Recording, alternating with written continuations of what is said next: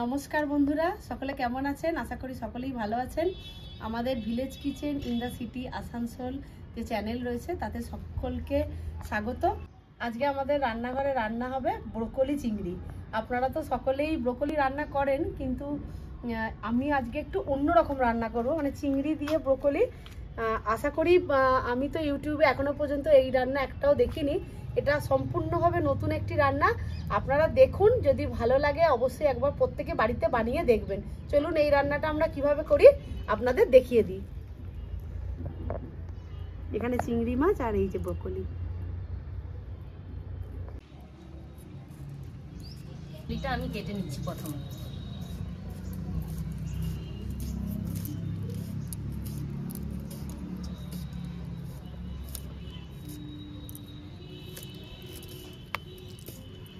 শীতকাল বলে ব্রোকলির দামটা এখন কম আছে, কিন্তু গরমকালে ব্রোকলি নেওয়াই যায় না, কি দাম, বাপরে বাপ।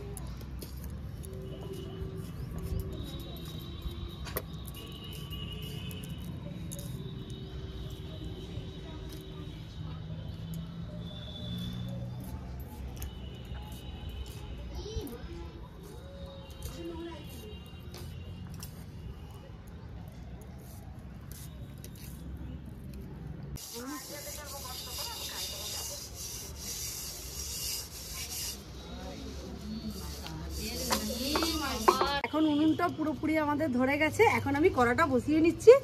ব্রোকলিগুলো একটু নুন আর হলুদ জল দিয়ে একটু ভাপিয়ে নেবো। কড়াটা ততক্ষণ গরম হোক।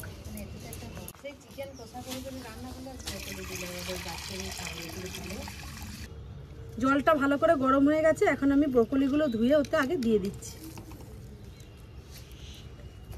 ব্রোকলি একটা হালকা গন্ধ ছাড়ে, সেই কারণে আমি একটু ভাপিয়ে নেবো জাস্ট।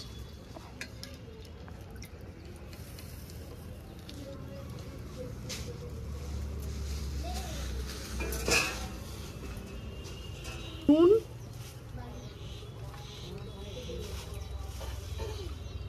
একটু হলুদ দিয়ে দিলাম।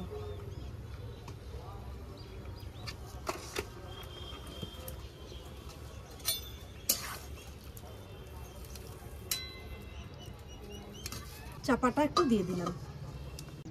এখন ব্রোকলিগুলো ভালো করে ভাপিয়ে নিয়েছি। এখন এটা তুলে নেব।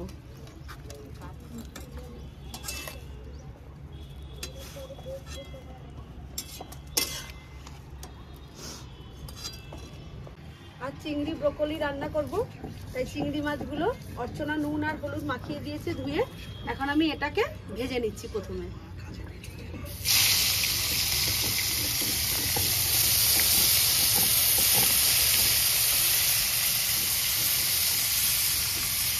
দিয়ে ব্রোকলিটা খেতে ভালো লাগবে।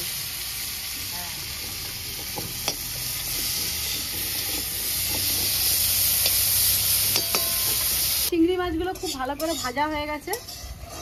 খুব বেশি যদি চিংড়ি মাছ ভেজে ফেলি না, সেই চিংড়ি মাছ শক্ত হয়ে যায়। সেই জন্য হালকা থাকতে নরম থাকতে থাকতে আমি চিংড়ি মাছগুলো সব তুলে নিচ্ছি।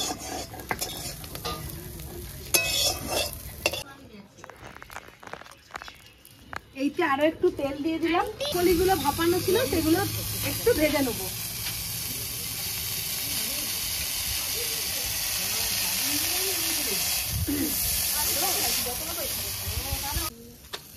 ব্রোকলিগুলো এখন ভালো করে ভাজা হয়ে গেছে, আমি এখন তুলে নিচ্ছি।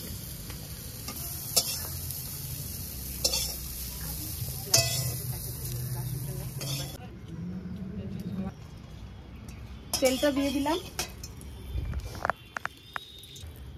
তেলটা গরম হয়ে গেছে। এখন আমি তেজপাতা আর শুকনো লঙ্কা দুটো ভেঙে দিয়ে দিলাম। এখানে মশলাটা পিষে নিচ্ছি, যেটা ওই ব্রোকলি আর চিংড়ি দিয়ে হবে তুলতুল, সেটা বানাবে। আমি এখানে মশলাটা পিষে দিচ্ছি। গোটা জিরে নিয়েছি, শুকনো লঙ্কা, কাঁচা লঙ্কা, আদা, রসুন,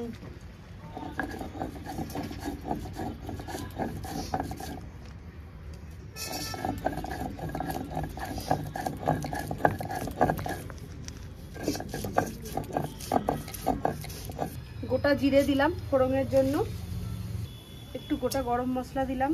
রংটা বেশ লাল লাল হয়ে গেছে। এবার আমি ওর মধ্যে পেঁয়াজটা তুলে দিচ্ছি।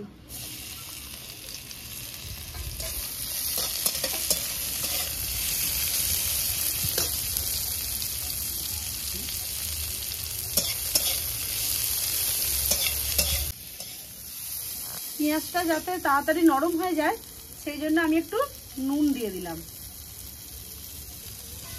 একটু চাপা দিয়ে দিলাম। এটা ভাজা হয়ে গেছে। এবারে বেটে রাখা মশলাটা, যেটা আদা রসুন কাঁচা লঙ্কা একটু শুকনো লঙ্কা সব বাটা আছে, সেটা আমি দিয়ে দিচ্ছি।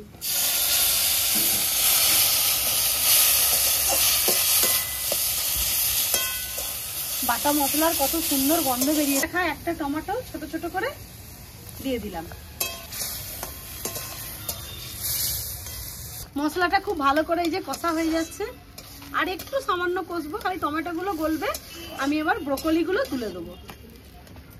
আমি গুঁড়ো লঙ্কা কিছু ব্যবহার করিনি, লতা আজকে শুকনো লঙ্কা কাঁচা লঙ্কা একসাথে মশলার সাথে বেটে দিয়েছে, ওটাই দেব। মশলাটা ভালো করে কষানো হয়ে গেছে, মশলা থেকে পুরোপুরি এই যে তেল ছেড়ে দিয়েছে।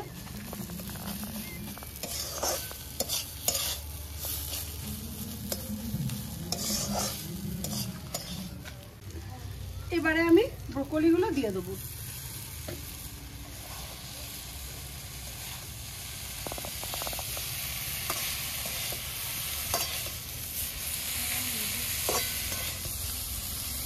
ব্রোকলির সাথে মশলাটাও ভালো করে কষিয়ে নিচ্ছি।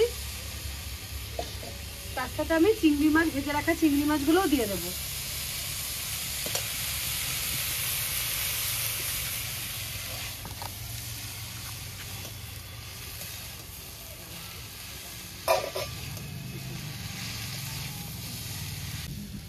এবার আমি এতে জল দিয়ে দেবো।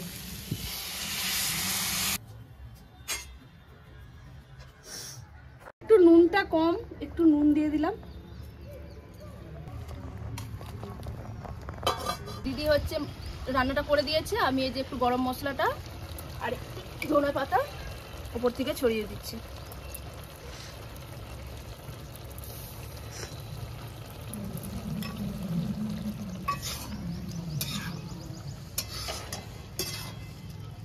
এখন আমাদের চিংড়ি ব্রোকলিটা পুরোপুরি ভাবে তৈরি হয়ে গেছে। এখন আমি এটা নামিয়ে নেব। বন্ধ করে দাও। চিংড়ি ব্রোকলি আমাদের পুরোপুরি ভাবে তৈরি, খুব সুন্দর গন্ধ বেরিয়েছে। এখন আমি এটা ঢেলে নিচ্ছি।